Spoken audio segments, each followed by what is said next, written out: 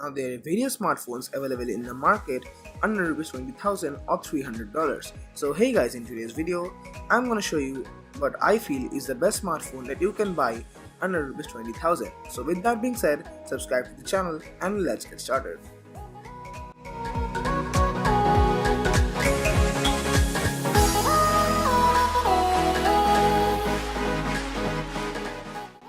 Usually when buying a new smartphone, users tend to look for the following things: the build quality of the device, the performance of the device, the cameras on board, the battery life, and all this in a decent pricing. So guys, in today's video, I'm talking about the Asus Zenfone 3. Now this device was launched a year back at a price of Rs 28,000, and after a year on heavy discounts and price drops, we are getting this smartphone at a price of Rs 17,000 for the top end variant. So let's see how this device compares with the other newly launched mid-rangers and see how the specs perform. So with that being said, let's move on to the build quality of the device. So guys, talking about the build quality of the device, this device feels extremely premium in hand. The device has got 2.5D Gorilla Glass 3 to the front and back, and we have also got metal to the sides. This device is easy to hold in hand because of the slight curve at the edges, but also one con about the design is that this device is very slippery in hand and also attracts a lot of fingerprints and smudges on regular use. So guys, I would recommend you to use a shockproof case if you want to save your device from drops and as well as from smudges at the same time. So guys, now let's move on to the performance of the device. Now, in terms of performance, this device is powered by the Snapdragon 625 octa-core chipset clocked at 2 GHz along with Adreno 506 GPU for gaming and all that, and we also get 4 GB of RAM and 64 GB of internal storage. You can also use a micro SD card up to 128 GB to expand the storage more if you want to, but I feel 64 GB is enough for a regular user unless you are a very heavy user. Now if we talk about the overall performance of this device, I would say that apps open up pretty quick on this device, the RAM management is also on point, and overall the UI seems to be very fluid. Though the Zen UI is filled with bloatware, but still it does not feel laggy. And also talking about the Zen UI, you can easily uninstall the bloatware that is pre-installed on this device. With that being said, I feel that the performance of this device is extremely good and also comparable to some of the good and higher end mid-range devices. With that being said, we move on to the next aspect of our review, that is the cameras on board. So talking about the camera on this device, I'm pretty impressed with the camera as well, both the front and the rear. And the camera seems to be the primary highlight of this device. Now in terms of camera, we are getting a ton of features which are not expected in such a mid-range device like 4-axis OIS, laser autofocusing system, a Sony sensor, and also a lot more. We are getting a full-fledged manual mode in the camera UI, both in photo and in video as well. And the video stabilization is also accompanied by electronic image stabilization or EIS. So as a whole package, the camera on the device, especially the rear camera, is exceptionally good, and it is far better than cameras like the Mi A1 or even the newly launched G5s Plus. Now let's have a look at the camera samples both in photos and videos.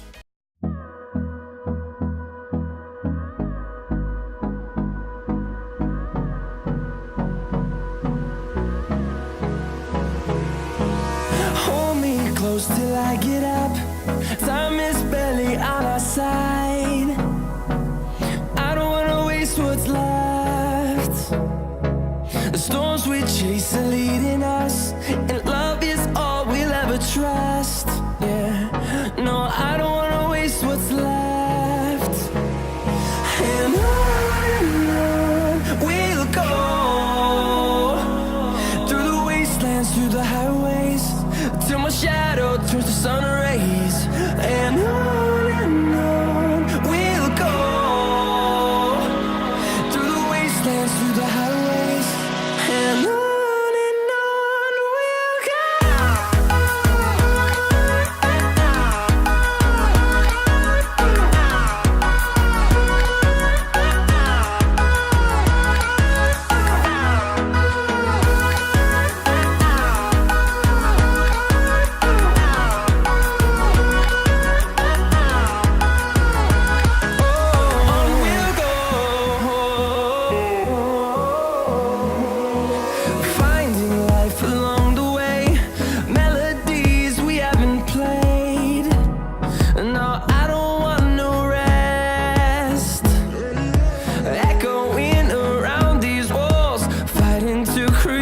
So guys, let's talk about the battery life on this device. Now in terms of battery life, I would say that this device is a decent one but not a great one.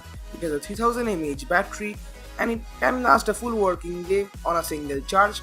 But still, if you are a very heavy user, then this device might cause some issues and you might have to top it up in the evening. On my regular kind of usage, I could get a screen on time of 6 hours to 7 hours max, and on each day I ended up with 10 to 11% charge left at the end of the day. So with that being said, I think the battery life surely needs some improvement, but it's a decent one, and for a moderate or too heavy user, this should last a full working day. Now this device also supports Qualcomm Quick Charge 4.0, but the charger included inside the box is a 5V 2A one. This charger can charge the full device from 0 to 100% in around 1.5 to 2 hours, and that's decent but not the quickest. So with that being said, let's move on to the price. Now the Zenfone 3 has two variants.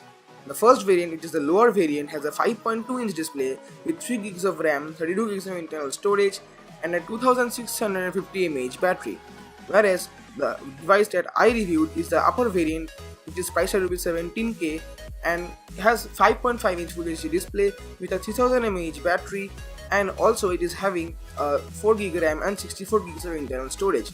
Now whatever I told till this point is applicable for both the devices, but the battery life on the smaller variant might get a hit and also the RAM management might be an issue. But apart from that, both these devices are pretty identical in terms of specs, camera, and even the build quality is almost same.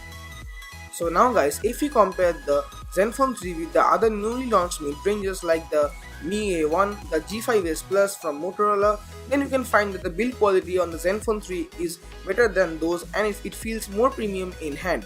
The performance and the battery life are almost similar because all of them have the same configuration, and I feel that the camera in terms of video and low light photography is better than the Mi A1 and the G5s Plus. You might not get the portrait mode or the depth enabled mode on the Zenfone 3, but apart from that, the camera outperforms those two because it is having a laser focus as well as 4-axis OIS. So guys, with that being said, I feel that this device is the best buy under Rs 20,000. So guys, that is pretty much it for this video. Put a huge thumbs up if you liked it and subscribe to the channel for more such videos. So with that being said, thanks a lot for watching and I will catch you guys up in the next one.